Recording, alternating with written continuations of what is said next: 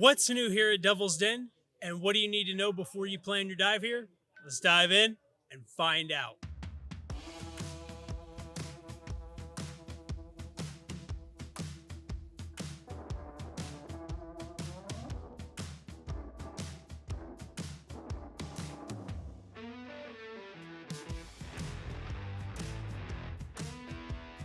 Ladies and gents, welcome back to Tampa Bay Diving. My name is Blake, and I'm a professional recreational dive instructor and digital content creator. And I make these videos to help improve your dives.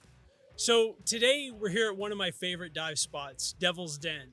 This is an open water training site that's one of the most popular dive sites in the world. If you come to me to learn how to scuba dive, then odds are you're going to be doing one day here. It's an absolutely rewarding experience that divers can check off their bucket list, and you might as well knock it off on it first. People come from all over the world to dive here, and I want my students to have an amazing experience. Now, Devil's Den gets its name from the fact that on a cold winter mornings, previous explorers would see steam rising up from the water and out of the opening, making it look like the den of the devil. Now, this is all privately owned and has been that way for years. Over the course of time, it has exchanged hands. The original farmer who owned this land was frequently annoyed by teenagers who treated it as a party location, swimming hole.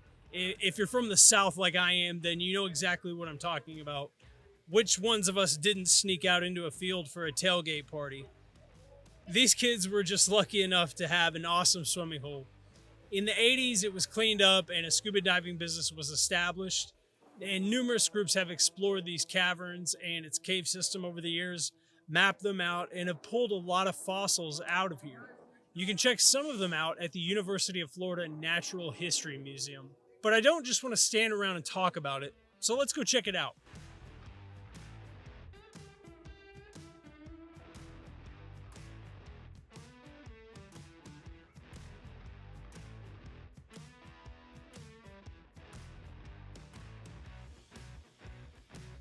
So Devil's Den is an underwater cavern that develops into a cave. More precisely, the geological formation is called a karst. And what that means is that is a type of landscape formed by the dissolution of soluble rocks like limestone, and it creates features such as sinkholes, caves, and underground rivers. The water here is a part of the Florida aquifer. It's made up of limestone deposits that date back sometime between 2 to 10 million years ago. Now, the age of the cave is somewhere between 10,000 and 75,000 years ago. The water level in the cavern is typically around 50 to 54 feet, but it has been known to fill higher with heavy rains. So to get a better understanding of this dive site and the layout of it, think about it as an upside down mushroom. At depth is going to be the base, and it's going to be like a giant circle that you're going to swim around. Now, it's not just swimming in a circle. There are multiple swim throughs and obstacles for you to navigate through. There's a couple of training platforms where instructors can take their students to test buoyancy and different skills, and it's even a way for you to perfect some. Now, there's also, you'll see these little air pockets right here up on the top of the cavern walls, and those are just air bubbles filled in there. And if you watch, you can even see me. I'll even blow some of my air up there, and I'll take a breath out of it. And good to go.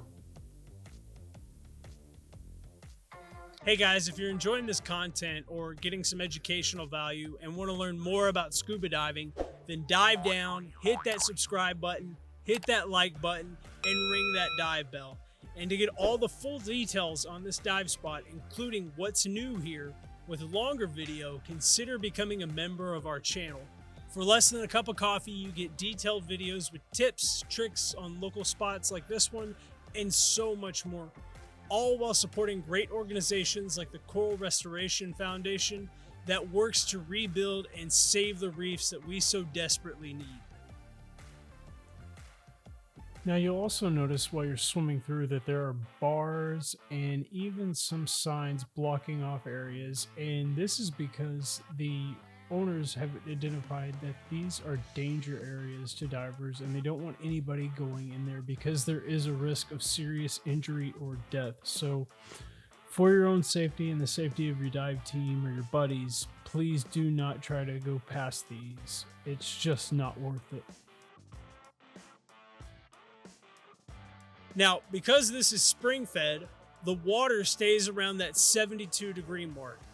Visibility is typically crystal clear unless there's been a lot of rainfall or if you get here after a lot of the divers, because once training has started, then students who don't have control of their buoyancy are kicking up silt.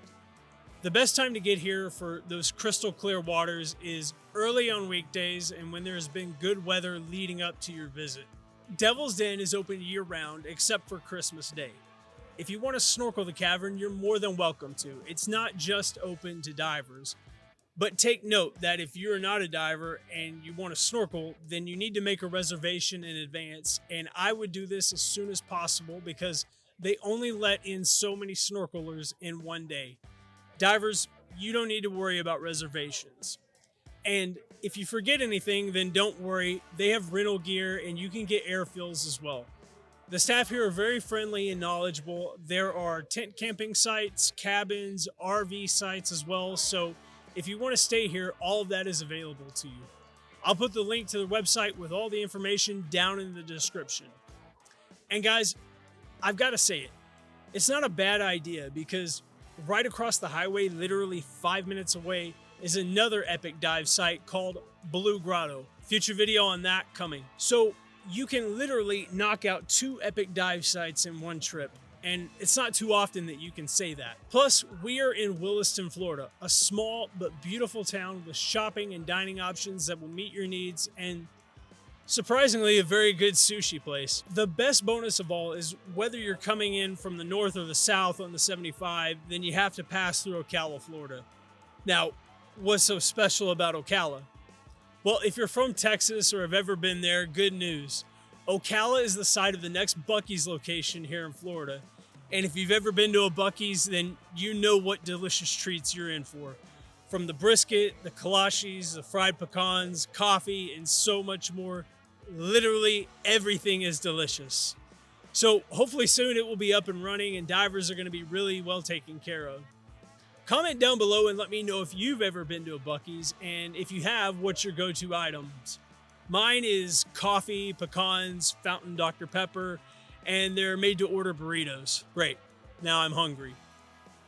If you enjoyed this video or got some educational value, then dive down, hit that like button, hit that subscribe button, and ring that dive bell. That way you never miss out on any of our future content.